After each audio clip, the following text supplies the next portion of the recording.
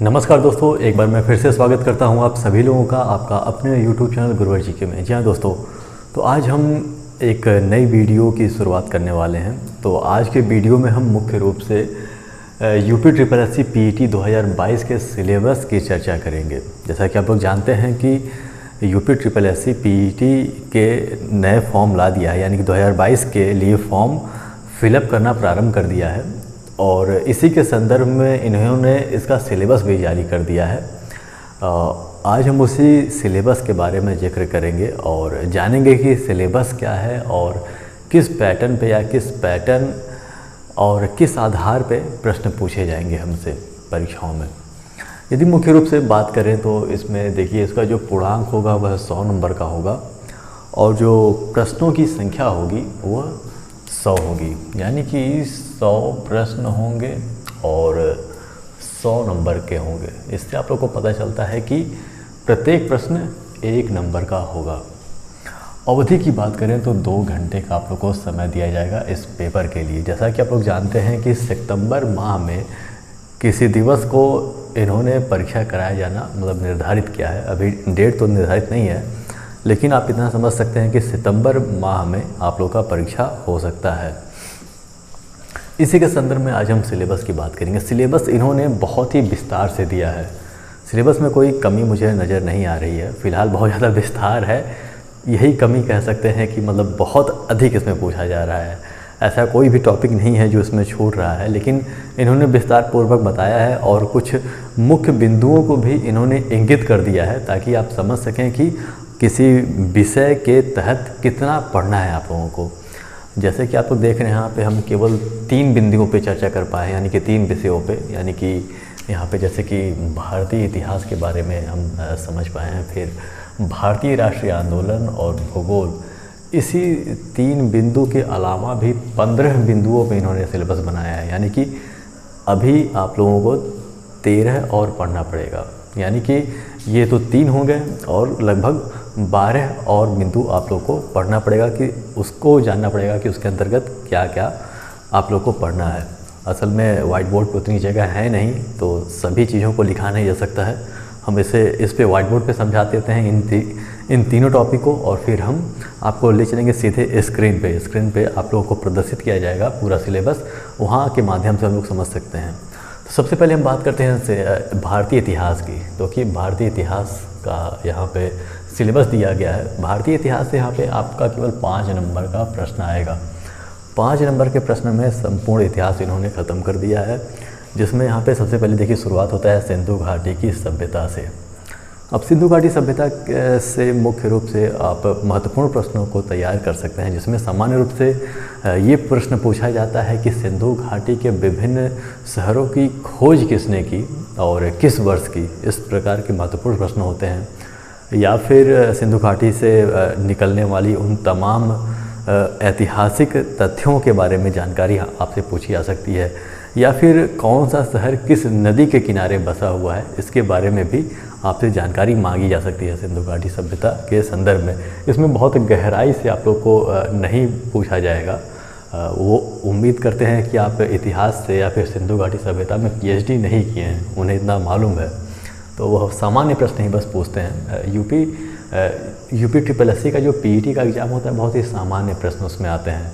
वह 1 लाइनर प्रश्न होते हैं। आप प्रश्न पढ़ते ही यदि आपको आता होगा तो आप टिक लगा के आगे बढ़ जाएंगे, यदि नहीं आता होगा तो आप देख लीजिएगा कि क्या करना है आप लोगों को।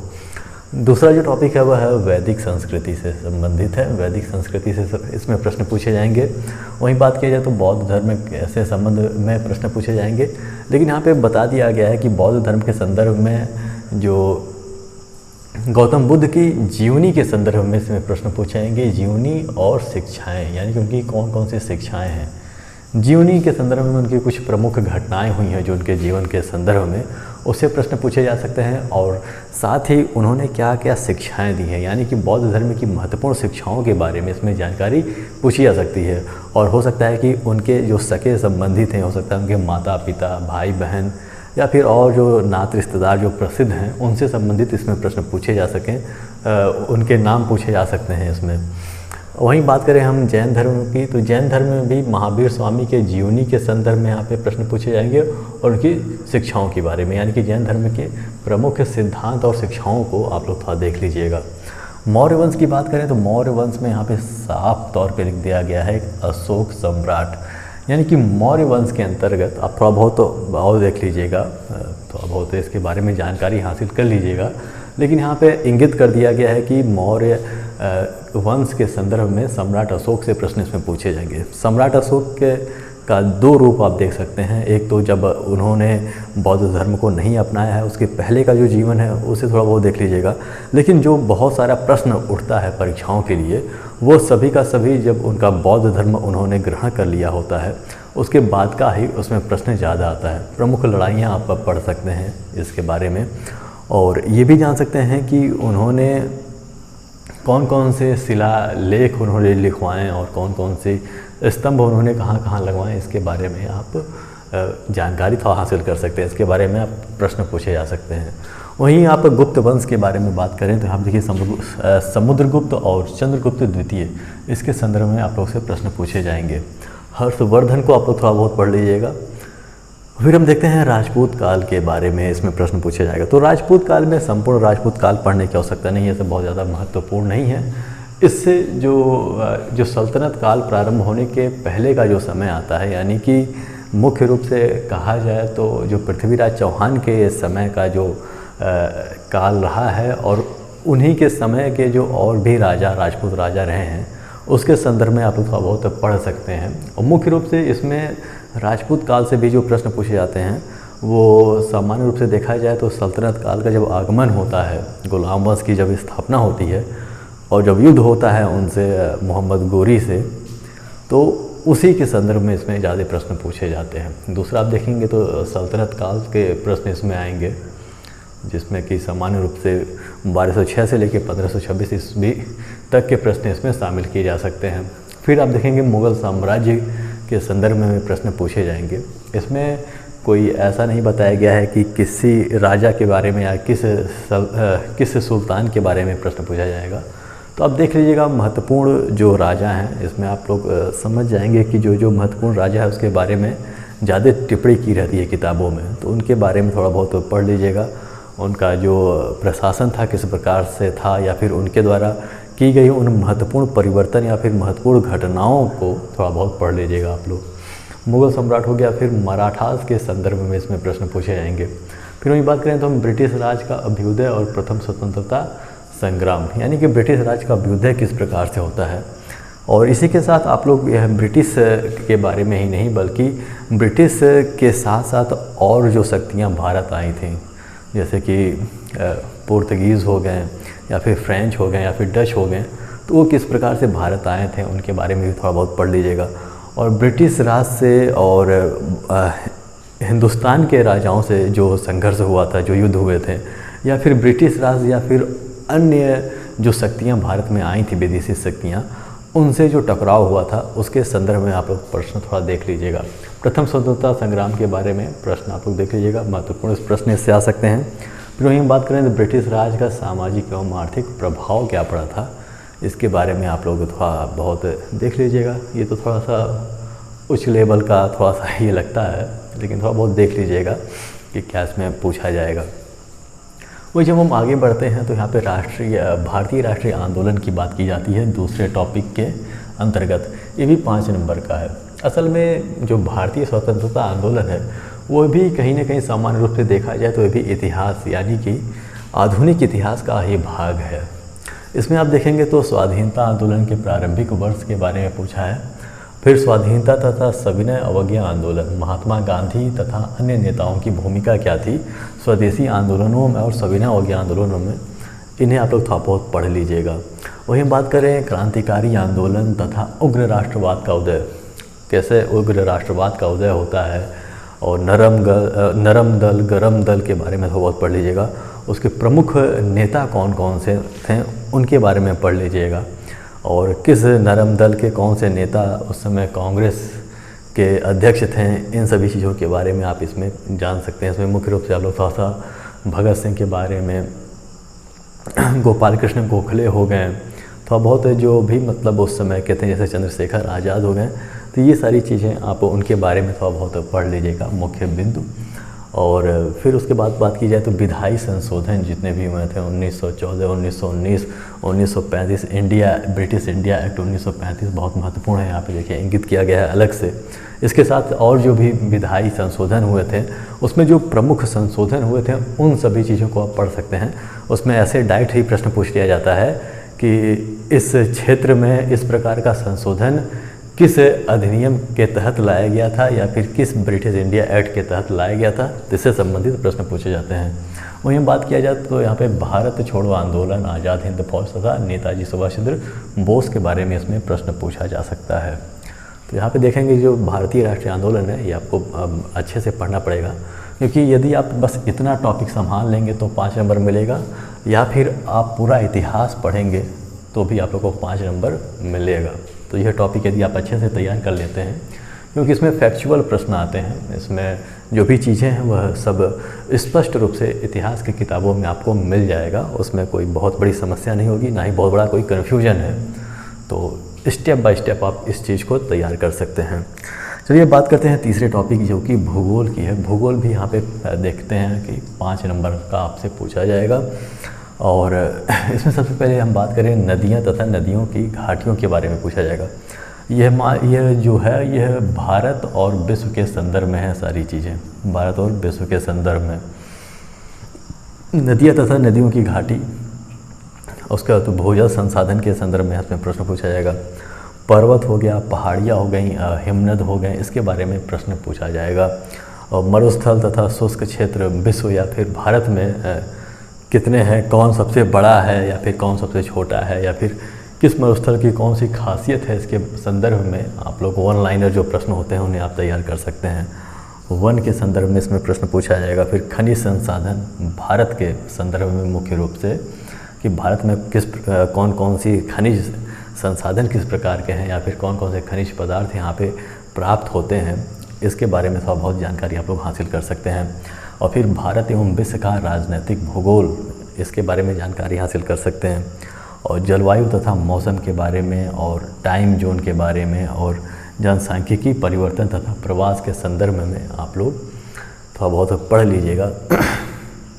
देखिए एक बात मैं आपसे बता दूं कि जो पीईटी का एग्ज़ाम होता है उसमें विषय की विशेषज्ञता की आवश्यकता नहीं है आप लोगों को। यह सबसे बड़ी बात है कि जो बहुत ऐसे अभ्यर्थी जो बहुत अधिक गहराई से चीज़ों को पढ़ते हैं या फिर बहुत अधिक विश्लेषणात्मक उनका अध्ययन होता है, उनके लिए थोड़ा सा मुश्किल हो सकता है। लेकिन ऐसे अभ्यर्थी जो रटने में माहिर हैं उनके लिए वो जो प्रश्न पत्र तैयार किया जाता है वो काफ़ी आसान होता है, क्योंकि उसमें कुछ समझने वाला कुछ होता ही नहीं है। उसमें बस सामान्य प्रश्न जो आप छोटी कक्षाओं से पढ़ते आते हैं, इतिहास के बारे में या फिर भूगोल के बारे में या फिर राजनीति शास्त्र के बारे में, वो छोटे छोटे प्रश्न पूछे जाते हैं। तो उसमें आप लोग को बहुत अधिक दिमाग लगाने की आवश्यकता नहीं होती है।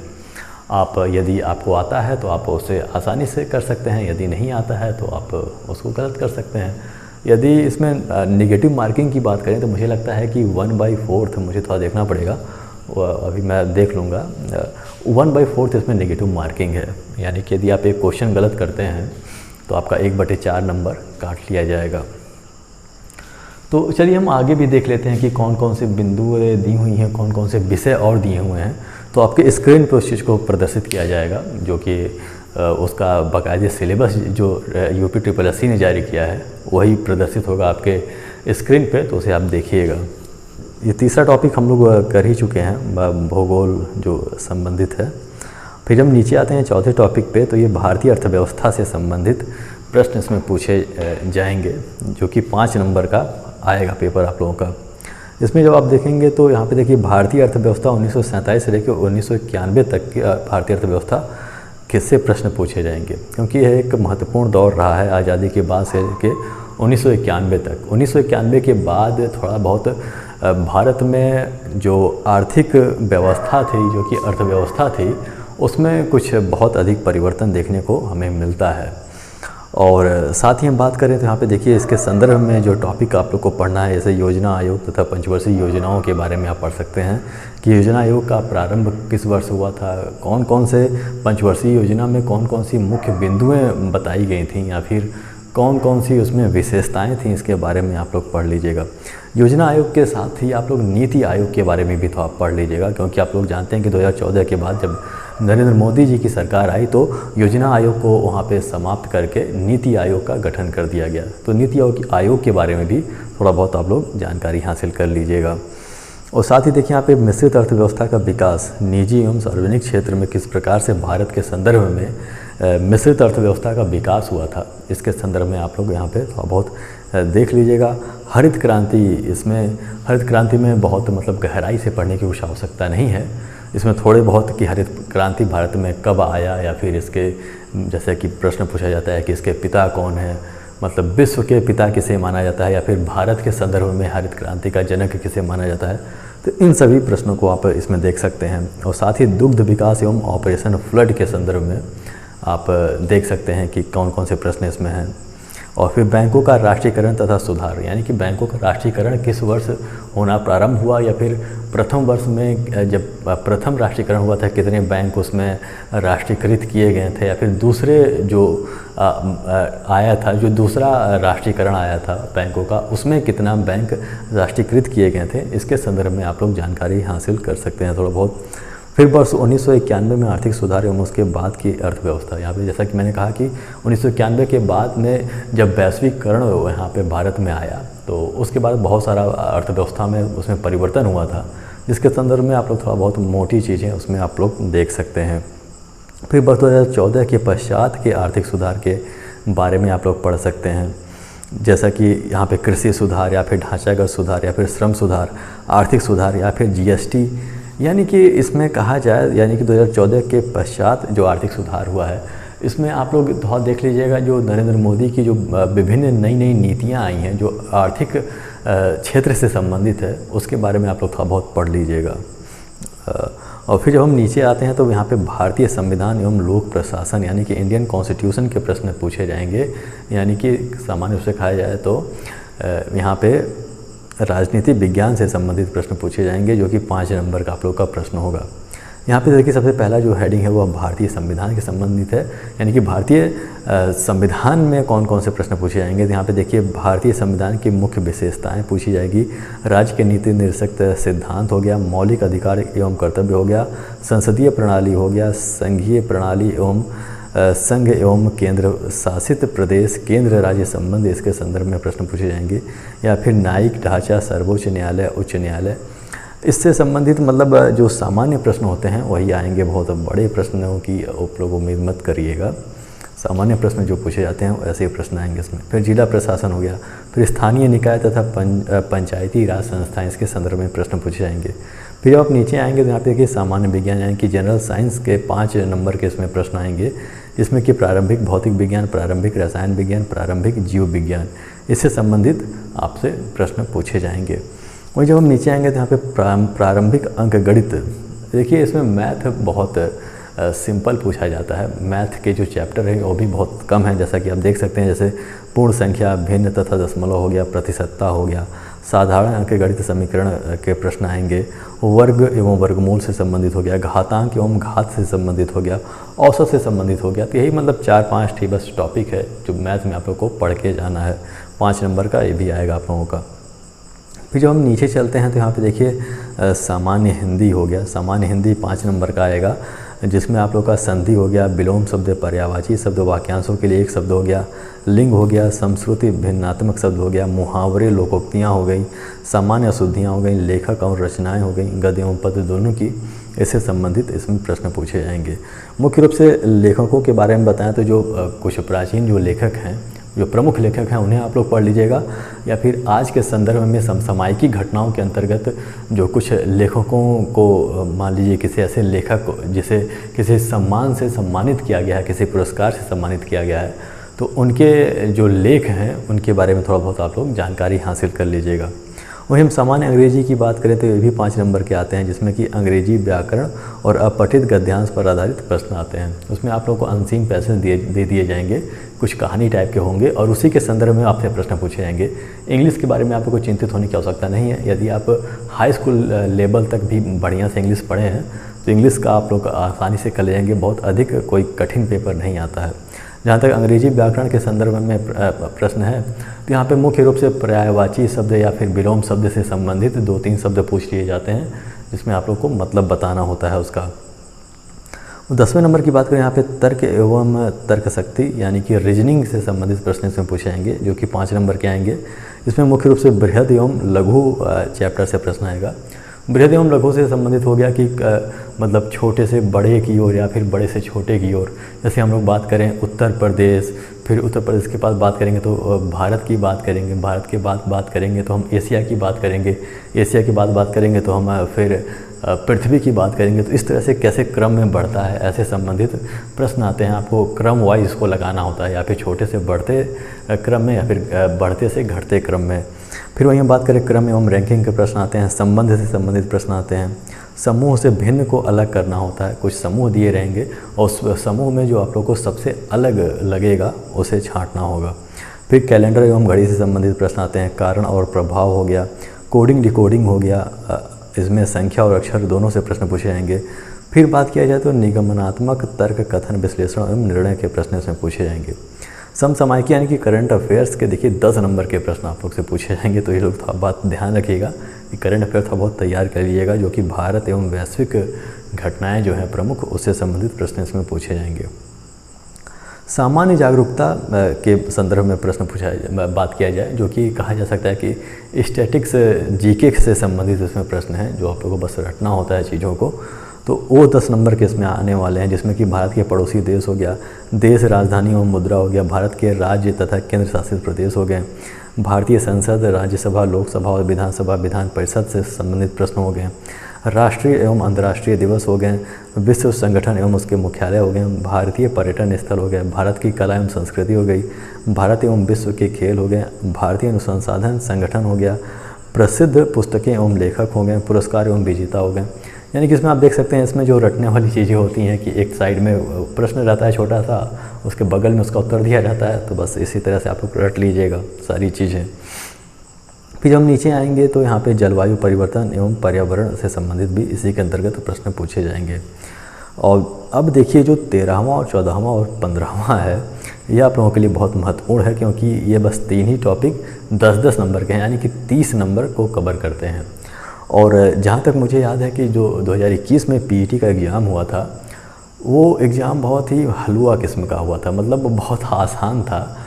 और उसमें जो सबसे कठिन चीज़ उसमें उस प्रश्न में आया था, कुछ थोड़ा सा दिमाग लगाने वाले जो प्रश्न आए थे, वो इसी से संबंधित आए थे, यानी कि 13वें नंबर, 14वें नंबर और 15वें नंबर से। उसमें आप देखेंगे जो नंबर लड़कों को मिला है, उसमें आप देखेंगे कि 60 से लेकर 70 नंबर तक बहुत अधिक अभ्यर्थी पाए हैं, क्योंकि सारे के सारे लगभग 70% पेपर बहुत आसान था।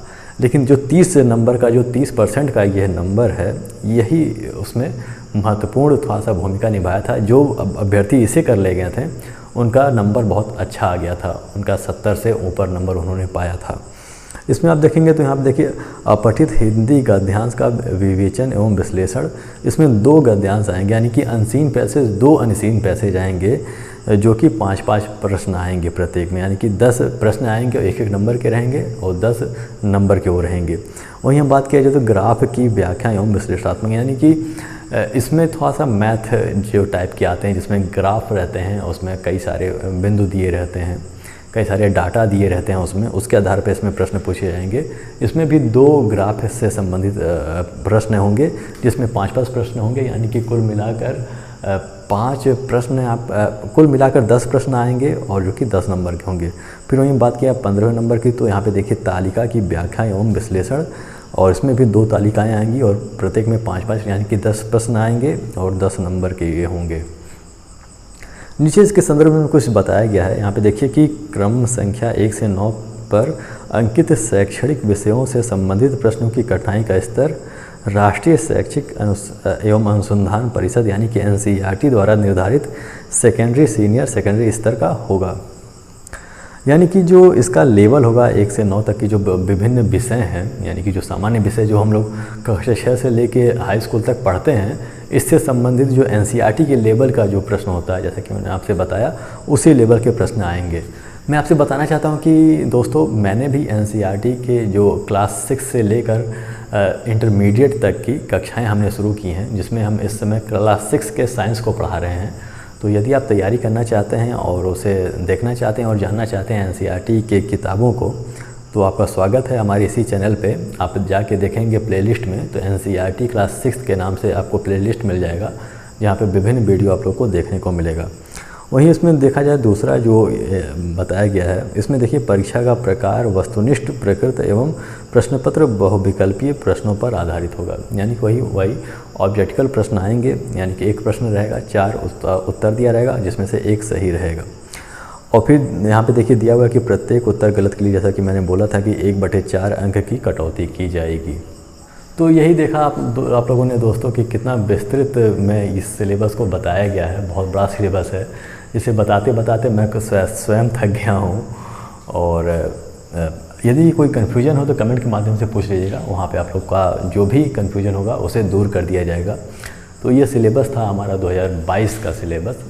बहुत ज़्यादा चिंतित होने की आवश्यकता नहीं है। यदि जो भी सिलेबस मैंने बताया उसके बस आप लोग आधारभूत प्रश्नों को भी यदि तैयार कर लें, जो कि काफ़ी फेमस प्रश्न होते हैं उस विषय से संबंधित, तो भी आप लोग का बड़े आराम से निकल जाएगा। यह कोई बहुत ज़्यादा मुश्किल नहीं आने वाली है।